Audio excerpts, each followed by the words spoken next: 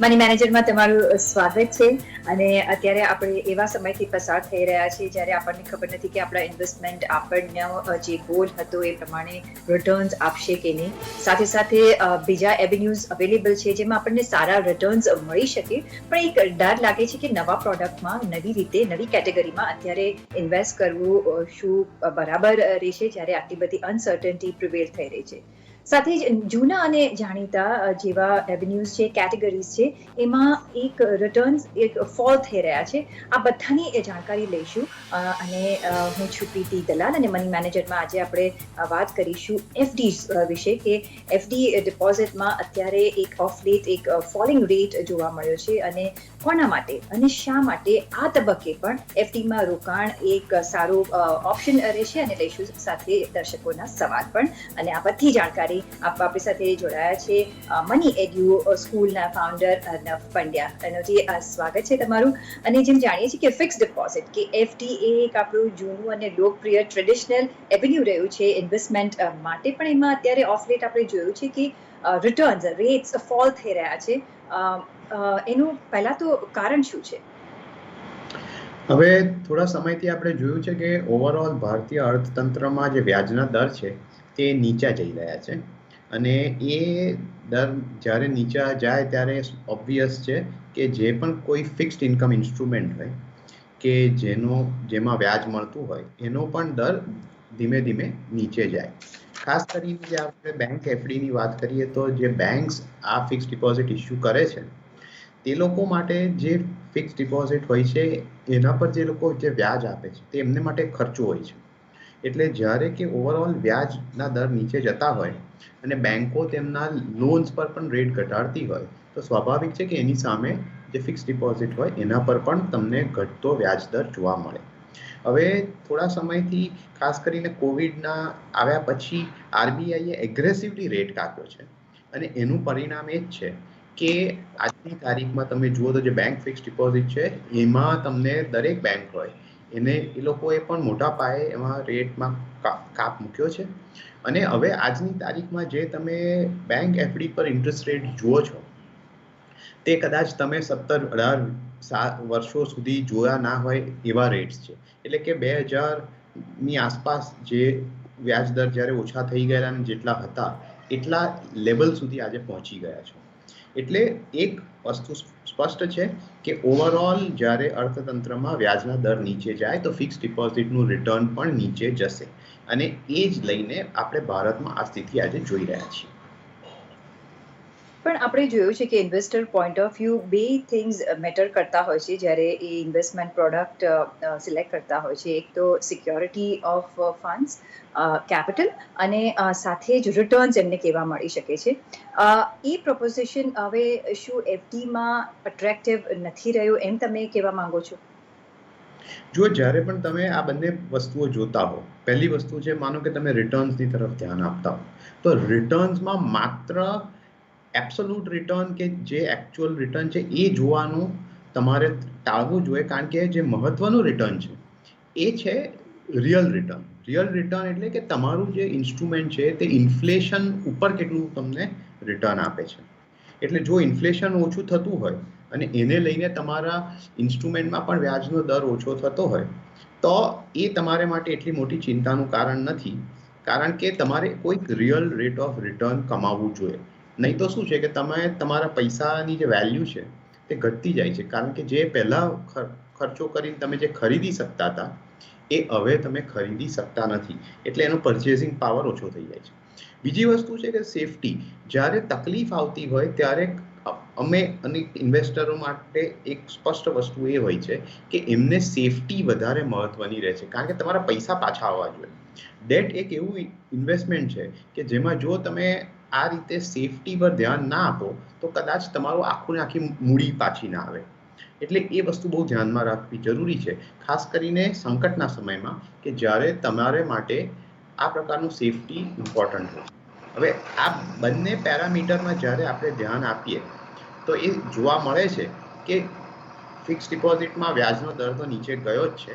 એટલે તમે માત્ર ફિક્સ ડિપોઝિટ પર આધાર રાખીને તમે જો એમ માનતા હો કે તમારું ઓવરઓલ પ્લાનિંગ થઈ જશે તો એ નહીં થાય, કારણ કે એમાં તમને બહુ રિયલ રેટ ઓફ રિટર્ન મળશે નહીં ને ખાસ કરીને લાંબા ગાળામાં નહીં મળે. આની સામે તમારે એ જોવું જોઈએ કે મહત્વની વસ્તુ એ છે કે ફિક્સ ડિપોઝિટ તમારા ડેટ પોર્ટફોલિયોમાં કયો રોલ ભજવે છે અને એનો તમે કઈ રીતે ઉપયોગ કરી શકો છો. જરૂરી નથી કે દરેક વ્યક્તિ માટે ફિક્સ ડિપોઝિટ એક યોગ્ય ઇન્સ્ટ્રુમેન્ટ હોય, પણ અમુક લોકો માટે હજી પણ ફિક્સ ડિપોઝિટ કદાચ એમના પોર્ટફોલિયોમાં એક નાનું સ્થાન ધરાવે છે કે એ જો તમારા માટે યોગ્ય હોય તો તમે એનો એ રીતે લિમિટેડ રીતે ઉપયોગ કરી શકો છો. તો એવી કોઈ કોણ રાધર હું એમ જ પૂછવા માંગીશ કે તો કોણે અને શા માટે આવા ફોલિંગ જ્યારે રેટ્સ છે ફિક્સ ડિપોઝિટના, કોને તમે રોકાણ કરવાની સલાહ આપશો? જો ફિક્સ ડિપોઝિટમાં પહેલી વસ્તુ એ કે કોઈ પણ વ્યક્તિએ એમનો આખો પોર્ટફોલિયો જે ડેટનો હોય, કારણ કે જો પહેલા તમારો એક ઓવરઓલ પોર્ટફોલિયો હોય, હવે એ ઓવરઓલ પોર્ટફોલિયોમાં તમે ઇક્વિટીમાં કેટલું આપશો, ડેટમાં કેટલું આપશો, રિયલ એસ્ટેટમાં, ગોલ્ડમાં, એ બધું તમારે એસેટ એલોકેશન કરવું જોઈએ. પછી આવ્યા તમે કે તમે ડેટમાં જે એલોકેશન કર્યું હોય એમાં તમે કયા કયા ઇન્સ્ટ્રુમેન્ટ સિલેક્ટ કરશો. એટલે હવે એ ઇન્સ્ટ્રુમેન્ટ જ્યારે તમે સિલેક્ટ કરો છો એમાં તમે જ્યારે ફિક્સ ડિપોઝિટ લો છો તો ત્યારે તમારે એ જોવું જોઈએ કે કયા વ્યક્તિ માટે આમાં થોડુંક એક્સપોઝર ફિક્સ ડિપોઝિટ માટે યોગ્ય છે. હવે પહેલું જે સ્પષ્ટ રીતે આવી જાય છે તે છે સિનિયર સિટીઝન. જો સિનિયર સિટીઝનને જરૂરી છે કે એ એક રેગ્યુલર રેટ ઓફ રિટર્ન કમાય, એટલે કે રેગ્યુલર કેશ ફ્લો રહે અને આ કેશ ફ્લો પેઆઉટના માધ્યમથી આવે. એટલે સિનિયર સિટીઝન માટે ફિક્સ ડિપોઝિટ એક સારી ઓપ્શન છે. સિનિયર સિટીઝનને બેનિફિટ બે રીતે થાય છે. પહેલો એક એ કે બેન્કો જે છે તે તેમના ફિક્સ ડિપોઝિટ પર સિનિયર સિટીઝનને એક એક્સ્ટ્રા રેટ ઓફ રિટર્ન આપે છે. એ 0.25 થી લઈને 0.75% સુધી હોય છે, એટલે એ લોકો નોર્મલ રેટ કરતાં વધુ કમાઈ શકે છે. આ ઉપરાંત હાલમાં આપણે જોયું છે કે અમુક બેન્કોએ તો સ્પેશિયલ સિનિયર સિટીઝન માટે ખાસ કરીને ફિક્સ ડિપોઝિટ બહાર પાડી છે જે માત્ર સિનિયર સિટીઝન જ એમાં ઇન્વેસ્ટ કરી શકે. એટલે એક છે કે એ લોકોને થોડો વ્યાજનો દર વધારે મળશે. બીજી વસ્તુ એ પણ છે કે સિનિયર સિટીઝનને સેક્શન 80 ની છે, 80 કરીને એક સેક્શન છે જેમાં એમને 50,000ની આ પ્રકારની વ્યાજની આવક ટેક્સ ફ્રી રહે છે, એટલે કે એમનું ડિડક્શન મળી શકે છે. એટલે દરેક સિનિયર સિટીઝને આ પ્રકારનો લાભ તો લેવો જ જોઈએ, કારણ કે જો તમને 50,000 સુધીનું ડિડક્શન મળતું હોય તો તમે આ રીતે ઊંચા વ્યાજ દર જે તમને નોર્મલ સિટીઝન કરતાં વધારે મળતો હોય એના પર નિવેશ કરીને તમારું નેટ રિટર્ન ઊંચું રાખી શકો છો, કારણ કે આ ટેક્સ ફ્રી થઈ જાય છે. એટલે આ વસ્તુ ધ્યાનમાં રાખીને સિનિયર સિટીઝન માટે તેમને સિલેક્શન બરાબર કરીને થોડુંક એક્સપોઝર ફિક્સ ડિપોઝિટમાં લે તો એમને માટે આ યોગ્ય છે. જી, તો સિનિયર સિટીઝન માટે હજી પણ એક વિન વિન સિચ્યુએશન બની રહે છે અને બની શકે છે, કારણ કે એમને ટેક્સ બેનિફિટ પણ મળી શકે છે અને થોડા હાયર રિટર્ન્સ પણ એમને મળી શકે છે, કારણ કે એ લોકો સિનિયર સિટીઝન બ્રેકેટમાં છે. સાથે જ બીજો એક ક્લાસ એવો પણ છે કે જે ઝીરો ટેક્સ બ્રેકેટમાં જો હોય તો એને એફડીમાં રોકાણ કરવું કેટલું પોઝિટિવ બની શકે છે? જો તમે ઝીરો ટેક્સ બ્રેકેટમાં હો તો એનો મિનિંગ એ હોય છે કે ઝીરો ટેક્સ બ્રેકેટમાં એ જ વ્યક્તિ હોય છે જે સેફટીમાં જોઈતું હોય એમને અને એમની પાસે આવક ના હોય એટલે એ લોકો રિસ્ક ના લઈ શકતા હોય. એટલે જો તમે આ બંને કન્ડિશન્સ તમને લાગુ પડે તો તમે થોડી અમાઉન્ટ ફિક્સ ડિપોઝિટમાં મૂકી હોય તો એમાં કોઈ મોટી તકલીફ નથી, કારણ કે આમાં કેવું છે કે જે ફિક્સ ડિપોઝિટનો ઇન્ટરેસ્ટ છે તે ટેક્સેબલ હોય છે. એટલે જો માનો કે તમે 30%ના ટેક્સ બ્રેકેટમાં આવતા હો તો જે ઓછો દર છે એ પણ એટલો ઓછો થઈ જાય છે કે પછી એમાં ઇન્વેસ્ટ કરવાનું કોઈ મિનિંગ રહેતો નથી. પણ જો તમે ટેક્સ ફ્રી બ્રેકેટમાં આવતા હો, એટલે કે 0%માં આવતા હો, તમારી ઇન્કમ ટેક્સેબલ ના હોય અને તમે સેફટી માંગતા હો, કારણ કે યુઝ્યુઅલી જે લોકોની ઇન્કમ આટલી ઓછી હોય તે લોકોને સેફટી વધારે હોય, એ લોકો વધુ રિસ્ક લેવા માંગતા ના હોય, તો આવા વ્યક્તિ માટે થોડુંક ફિક્સ ડિપોઝિટનું એક્સપોઝર યોગ્ય છે, કારણ કે એમાં એમને જે જરૂરિયાત છે તે અહીંયા પૂરી પાડવામાં આવે છે. ઓકે. અને બીજા સામાન્ય લોકો માટે લાઈક જો specific cash flow specific date ના જોઈતો હોય એ લોકો માટે હજી પણ આ એફડીનું પ્રપોઝિશન સારું રહેશે, એમને હજી સિલેક્ટ કરવું જોઈએ? જો તમે એક સામાન્ય વ્યક્તિ હો તો તમારે માટે અનેક કન્ડિશનો હોય છે કે જેમાં તમારે કદાચ તમારા માટે ફિક્સ ડિપોઝિટ એ સ્પેસિફિક ગોલ માટે અને સ્પેસિફિક સમય માટે યોગ્ય બની જાય. ફોર એક્ઝામ્પલ, માનો કે તમને ખબર હોય કે તમારે અમુક દિવસ પછી એક પૈસા જોઈએ છે, એક સ્પેસિફિક રકમ જોઈએ છે, જેમાં તમે કોઈ ડીલ કરી ના શકો. માનો છોકરાની સ્કૂલ ફીસ હોય કે કંઈ બીજું કોઈ હોય જેમાં પેમેન્ટ તમારે કરવાનું જ રહે છે. જો આવી સ્થિતિ હોય તો તમે એ સ્પેસિફિક સમય માટે બેકવર્ડ કેલ્ક્યુલેશન કરીને ફિક્સ ડિપોઝિટ સ્પેસિફિક વ્યાજના દરે મૂકી શકો છો કે જેનાથી તમને જોઈતા સમયે તમને જોઈતા પૈસા મળી જાય, કોઈ જોખમ ના હોય, કોઈ તમારે ચિંતા કરવાની નહીં હોય. કારણ કે આજની તારીખમાં નોર્મલી તો તમે એક શોર્ટ ટર્મ ડેટ ફંડ એને માટે સિલેક્ટ કરો, પણ જે રીતે ઓવરઓલ ડેટ મ્યુચ્યુઅલ ફંડમાં રિસ્ક છે કે વચ્ચે કોઈ ક્રાઇસિસ આવે તો એમાં થોડું રિટર્ન્સમાં ગડબડ થઈ જાય, તો એના કરતાં આવું એક સ્પેસિફિક ગોલ સ્પેસિફિક સમય માટે ઓન અ સ્પેસિફિક ડેટ, તો એને માટે તમારા માટે કદાચ ફિક્સ ડિપોઝિટ યોગ્ય રહેશે. બીજું હોય કે અમુક શોર્ટ ટર્મ ગોલ્સ એવા હોય ને તમારી પાસે જો રકમ બહુ નાની હોય તો એની માટે ફિક્સ ડિપોઝિટ સારી રહી જાય. એટલે ફોર એક્ઝામ્પલ, તમારી પાસે તમને ખબર હોય કે અમુક દિવસ પછી તમારે માનો 15 કે 20,000 રૂપિયા જોઈતા હોય, તો એ 20,000 રૂપિયાની તમે જો તમારે 2 મહિના પછી જોઈતા હોય તો તમે એની ફિક્સ ડિપોઝિટ કરી દીધી હોય તો તમે એ સમયે એ પૈસા તમને મેળવી અને તમે એમાં રોકાણ કરી શકો છો કે તમે જ્યાં ખર્ચ કરવો હોય ત્યાં કરી શકો છો. આમાં નાની રકમમાં આ પ્રકારની ફિક્સ ડિપોઝિટ એટલા માટે યોગ્ય છે કારણ કે નાની રકમમાં તમે જો 0.5% કે 1% કશે વધારે બીજે કમાવા જાઓ અને થોડું જોખમ લો કે જેમાં અનસર્ટનિટી હોય, જે એકચ્યુઅલ વેલ્યુમાં કંઈ નથી. કારણ કે માનો કે તમે 3 મહિના માટે 1% વધારે કમાતા હો 20,000 પર, તો એની એકચ્યુઅલ ટર્મ્સમાં એની વેલ્યુ બહુ ઓછી છે. એના કરતાં તમે આને માટે જો ફિક્સ ડિપોઝિટ સ્પેસિફિકલી કરી હોય તો એ કંઈ ખોટી વસ્તુ નથી અને એ ટેન્શન ઓછું કરે અને એ સાથે જ તમારે કંઈ એવું મોટું નુકસાન નથી થઈ જવાનું તમારા રિટર્નમાં, પણ ચિંતા આવા સમયે તમને ઓછી થાય. અને આ ઉપરાંત કે જે લોકોને સ્પેસિફિક કેશ ફ્લો જોઈતો હોય તે લોકો માટે પણ આ રીતે ફિક્સ ડિપોઝિટ બહુ યોગ્ય છે. કારણ કે જ્યાં તમને ઊંચું રિટર્ન મળતું હોય ત્યાં કદાચ તમને જે જોઈતો કેશ ફ્લો હોય તે ના મળે.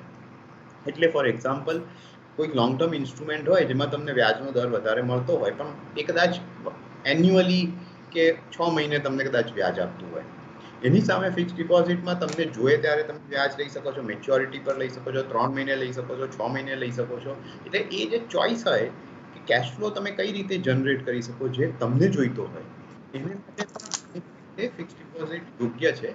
અને એ સ્પેસિફિક ગોલ માટે તમે અમુક એલોકેશન અહીંયા કરી શકો. એટલે એટલું વસ્તુ યાદ રાખવી બહુ જરૂરી છે કે એવું નથી કે ફિક્સ ડિપોઝિટ કારણ કે વ્યાજના દર ઓછા છે તો યુઝલેસ થઈ ગયું છે. કયા સિચ્યુએશનમાં તમારે માટે યોગ્ય છે એ તમારે જોવાનું છે. અને બીજી વસ્તુ કે ઓલવેઝ કોઈ એક જ ઇન્સ્ટ્રુમેન્ટમાં તમારે બધા પૈસા મૂકવા ના જોઈએ, પણ ઓલવેઝ એક પોર્ટફોલિયો બનાવવો જોઈએ કે જેને માટે તમે અમુક ઇન્સ્ટ્રુમેન્ટ અમુક ગોલને અચીવ કરો. જે બરાબર છે. તો ભલે રેટ્સ ફોલ થઈ રહ્યા છે પણ તમે કઈ સિચ્યુએશન માટે, તમે કયા ગોલ્સ માટે એમાં રોકાણ કરવા માંગો છો, જો એ તમે જાણી લો છો તો હજી પણ ફિક્સ ડિપોઝિટમાં રોકાણ કરવું તમારા માટે એક ટેન્શન ફ્રી એક ઓપ્શન જરૂરથી બની શકે છે. પણ માનો સર, જ્યારે આપણને ખબર છે કે આપણે ઓફ લેટ જોયું છે કે આરબીઆઈએ દર ઘટાડ્યા છે અને ઘટાડતા રહી શકે પણ છે આગળ જતા સિચ્યુએશન શું પ્રમાણે થાય છે પ્રમાણે, તો એ પ્રમાણે જો એફડીમાં લોકો ફિક્સ ડિપોઝિટમાં લોકોએ ઇન્વેસ્ટ કરવું હોય તો કેટલા ટાઈમ માટે લોક ઇન તમે સજેસ્ટ કરશો? કેટલી ટર્મની એફડીમાં રોકાણ કરવું જોઈએ? જો તમે એક્ઝેક્ટલી તમારો ગોલ શું છે એ પ્રમાણે તમે કરી શકો. જો તમારી પાસે થોડાક મીડિયમથી લોંગ ટર્મમાં તમારી પાસે થોડાક પૈસા હોય જે તમે આ રીતે એલોકેટ કરવા માંગતા હો, બરાબર, તો તમારે પહેલા બીજા ઓપ્શન જોઈએ. સિનિયર સિટીઝન ફોર એક્ઝામ્પલ તમે હો તો તમારે સિનિયર સિટીઝન સેવિંગ સ્કીમનો લાભ લેવો જોઈએ. હવે અત્યાર સુધી 7.75% ગવર્મેન્ટ ઓફ ઇન્ડિયા બોન્ડ્સ હતા જે હવે નથી કારણ કે એનું ઇન્વેસ્ટમેન્ટ ની જે ઓપ્શન હતું તે અત્યાર માટે હાલ પૂરતું વિડ્રો કરવામાં આવ્યું છે. એટલે આ પ્રકારના લોકો જે આવા ઇન્સ્ટ્રુમેન્ટ તરફ જતા હોય એ લોકો માટે ફોર એક્ઝામ્પલ એમને એ જોવું જોઈએ કે એ પૈસા કેટલા સમય સુધી મૂકી શકે છે. કારણ કે અમુક ટાઈમ બ્રેકેટમાં તમને સારા રેટ મળશે, જે શોર્ટ ટર્મમાં બહુ સારા રેટ નહીં, બહુ ઓછો રેટ હશે. એટલે ટેકનિકલી શોર્ટ ટર્મ ગોલ્સ માટે તમે રાખતા હો તો શોર્ટ ટર્મમાં રિટર્ન જોયા વગર તમારે ફિક્સ ડિપોઝિટમાં મૂકવું જોઈએ. પણ જો તમે થોડાક લોંગ ટર્મ માટે પાર્ટ એલોકેશન તમારા પોર્ટફોલિયોમાં કરવા માંગતા હો તો યુઝ્યુઅલી તમને 2 થી 3 વર્ષનો જે સમયગાળો હોય એમાં સારા rate as compare to other rates તમને આ રીતે જોવા મળે છે. ઓકે, તો શોર્ટ ટર્મમાં કદાચ બેનિફિટ ન થાય એફડીમાં રોકાણ માટે, પણ જો તમારું સ્પેસિફિક ગોલ હોય ને તમારે રોકાણ કરવું હોય તો તમે રિટર્ન બાજુ પર મૂકીને તમે રોકાણ કરી શકો છો સેફટી ઓફ ફંડ્સ માટે. પણ જો મીડિયમ ટર્મનો ગોલ હોય 2 થી 3 વર્ષનો, તો તમને સારા રિટર્ન્સ હજી પણ મળી શકે છે. પણ અનવજી, ઓફકોર્સ એક ફિક્સ ડિપોઝિટ તો આપણે એવન્યુ જોયું જ છે, પણ ફિક્સ ડિપોઝિટ સિવાય એવા કોઈ ડેટ બીજા ઇન્સ્ટ્રુમેન્ટ્સ છે જેમાં આપણને ઇક્વલ રિટર્ન્સ મળી શકે, અને બીજા કોઈ એવા ઓલ્ટરનેટિવ એવન્યુઝ તમે જોઈ રહ્યા છો? જો લોંગ ટર્મમાં તમે જુઓ તો તમારી પાસે અનેક ઓપ્શન છે, જેમાં ખાસ કરીને સેફટીની દ્રષ્ટિએ નેશનલ સેવિંગ સર્ટિફિકેટ છે કે જેમાં સમય 5 વર્ષનો છે, તમે એમાં પૈસા લોકિંગ કરી શકો છો. જેમ મેં કીધું તેમ સિનિયર સિટીઝન માટે સિનિયર સિટીઝન સેવિંગ સ્કીમ છે જેમાં વ્યાજનો દર ઊંચો છે. આ ઉપરાંત સિનિયર સિટીઝન માટે એલઆઈસીની સ્કીમ પણ છે કે જેમાં તેમને રેગ્યુલર હાયર રેટ ઓફ રિટર્નમાં પેન્શન મળે છે 10 વર્ષ માટે. એટલે એ બધા ઓપ્શન્સ એમને માટે ઊભા છે. નોર્મલ જે ઇન્વેસ્ટર હોય એમને માટે જે નોર્મલ ઇન્વેસ્ટમેન્ટ હોય, તમે માનો કે નોન કન્વર્ટેબલ ડિબેન્ચર્સ હોય કે ડેટ મ્યુચ્યુઅલ ફંડ્સ હોય, બટ અત્યારે આ બંને ઇન્સ્ટ્રુમેન્ટમાં જે ક્રેડિટ રિસ્ક છે એ ઘણું વધી ગયું છે. એટલે કાં તો તમે સૌથી સારામાં સારી કંપની જેમાં આગલા 10-15 વર્ષ માટે એને એક્ઝિસ્ટન્સ માટે કોઈ તકલીફ ના આવે એવા કંપનીના ઇન્સ્ટ્રુમેન્ટમાં જાઓ, તો જેમાં વ્યાજનો દર પાછો થોડો ઓછો થઈ જશે પણ એટલીસ્ટ તમને સેફટી મળશે. એટલે મારા પ્રમાણે અત્યારના સમયે તમારા માટે સેફટીની જો તમારે ચિંતા હોય તો ચોઇસીસ થોડા ઓછા છે, પણ તમે આ રીતે અનેક ઓપ્શન ડેટ મ્યુચ્યુઅલ ફંડથી માંડીને સ્મોલ સેવિંગ્સમાં એનએસસી ને બધા તરફ જોઈ શકો છો. જી, બરાબર છે. તો ફિક્સ ડિપોઝિટ હજી પણ એક લાઈવ ઓપ્શન છે અને એક ઓલ્ટરનેટિવ છે ઇન્વેસ્ટમેન્ટ માટે. ભલે રેટ્સ એના ફોલ થઈ રહ્યા હોય તો પણ એક અટ્રેક્ટિવ તમને નહીં પણ થોડા એવરેજ તમને રિટર્ન્સ જરૂરથી આપી શકે છે. તો એ જોવું જરૂરી રહેશે. પણ અત્યારે આપણે સમય થઈ રહ્યો છે એક બ્રેકનો.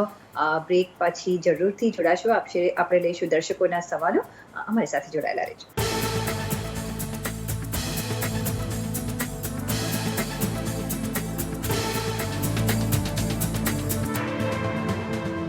બ્રેક પછી આપનું સ્વાગત છે અને હવે લઈશું દર્શકોના સવાલ, અને આ સવાલોના જવાબ આપશે મની એડ્યુ સ્કૂલના ફાઉન્ડર અર્નવ પંડ્યા. અને એનર્જી જે પહેલો સવાલ આપણને આવી રહ્યો છે ઈમેલ દ્વારા, એ આવી રહ્યો છે ચંદ્રકાંત પટેલનો.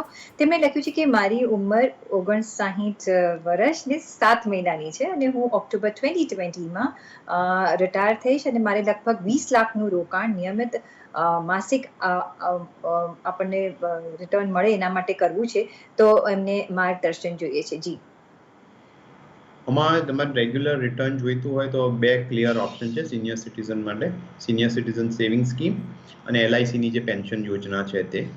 એટલે એમાં તમે રોકાણ કરી શકો છો, અને કારણ કે રકમ ઓછી છે પણ સિનિયર સિટીઝન સેવિંગ સ્કીમમાં 15 લાખની લિમિટ છે અને એલઆઈસીમાં પણ લિમિટ છે, પણ આ બંને લિમિટ તમે ભેગી કરશો તો એમની પાસે જે રકમ છે એનાથી ઓછી રહેશે. આ અત્યારે સૌથી ઊંચા વ્યાજના દરવાળા ઓપ્શન છે આજે, ખાસ કરીને એમની ઉંમર માટે. એટલે એ તરફ એ જોઈ શકે છે.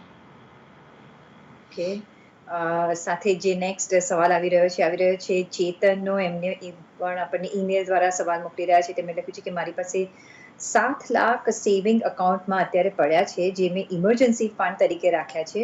હું આ રૂપિયાનું ક્યાં રોકાણ કરું તો સારા મને રિટર્ન મળી શકે અને ઇમરજન્સી ફંડનો હેતુ પણ જળવાઈ શકે? એટલે 2 in 1 એમને ઓપ્શન જોઈએ છે. જી, જો વ્યાજમાં તમે ઇન્વેસ્ટ કરીને એમાં અર્નિંગ્સ કરવા માંગતા હો તો એને માટે પહેલા તમારે એક સ્પેસિફિક ગોલ હોવો જોઈએ. એ ગોલ પ્રમાણે પછી તમારે ઇન્વેસ્ટ કરવું જોઈએ. હવે એવું ના થઈ શકે કે તમે લિક્વિડ પણ ફંડ્સ રાખો અને તમને રિટર્ન્સ પણ મળે અને તમે એ કોઈ ગોલ માટે વાપરી શકો, કારણ કે આ બધું એક સાથે ના થઈ શકે. જો તમે ફંડ્સ ઇમરજન્સી માટે લિક્વિડિટીમાં રાખ્યા હોય તો ઓબ્વિયસલી એમાં તમે બહુ રિટર્ન કમાઈ નહીં શકો. એટલે જો સેવિંગ્સ અકાઉન્ટમાં પડી રહ્યા હોય 3.5-3.5% એમનો જે કમાતા હોય એના કરતાં એ કાં તો લિક્વિડ ફંડ કાં તો અલ્ટ્રા શોર્ટ ટર્મ ડેટ ફંડમાં જો એ પૈસા ટ્રાન્સફર કરી દે તો એમનું રેટ ઓફ રિટર્ન એટલીસ્ટ 2 થી 3% વધી જશે. એટલે કે જેનાથી એમને સેવિંગ્સ અકાઉન્ટથી વધારે મળશે, લિક્વિડિટી રહેશે અને રિટર્ન પણ મળશે. પણ પહેલાં તો વસ્તુ મારે એમને એ પણ સમજવી જોઈએ કે આટલી મોટી રકમ લિક્વિડ રાખવાની, ખાસ કરીને ઇમરજન્સી માટે, એ કદાચ એમને એટલી બધી જરૂર ના હોય, પણ એમની દરેક વ્યક્તિની પોતાના એક્સપેન્સીસ કેટલા છે એ પ્રમાણે એમનું ઇમરજન્સી ફંડ હોવું જોઈએ. એટલે એમને એ પણ જરા વર્કિંગ કરવું જોઈએ કે એમને એકચ્યુઅલી ઇમરજન્સી ફંડ તરીકે કેટલી રકમ રાખવી જોઈએ. ક્વિકલી આપણે થર્ડ ક્વેશ્ચન પર લઈ લઈએ. ઈમેલ આવ્યો છે નીરજ ધનેશાનો. તેમણે જણાવ્યું છે કે મારી ઉંમર 45 વર્ષની છે, દીકરો કોલેજના પ્રથમ વર્ષમાં અભ્યાસ કરી રહ્યો છે અને માસિક આવક 30,000 રૂપિયાની છે.